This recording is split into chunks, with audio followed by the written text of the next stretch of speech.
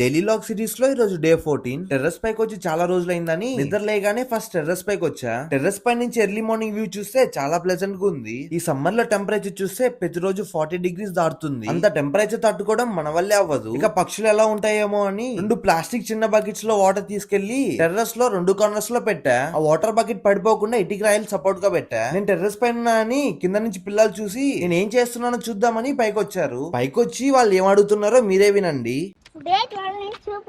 అర్థం కాల.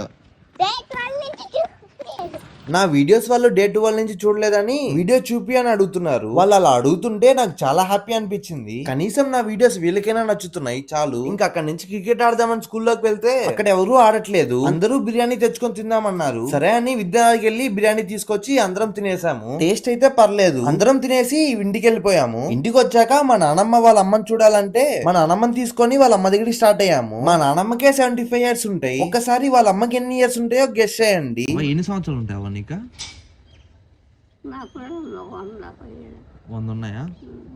మీరే విన్నారు కదా, మా నానమ్మ వాళ్ళ అమ్మకి 100+ ఇయర్సే ఉన్నాయి. ఇక రిటర్న్ లో అక్కడి నుంచి వస్తూ నేను నానమ్మ చెరొక కోకోనట్ తాగేసి ఇంటికి వచ్చేసాం. డే 15 వీడియోతో మళ్ళీ కలుద్దాం. వీడియో నచ్చితే ఒక లైక్ చేయండి. సరే మరి బాయ్.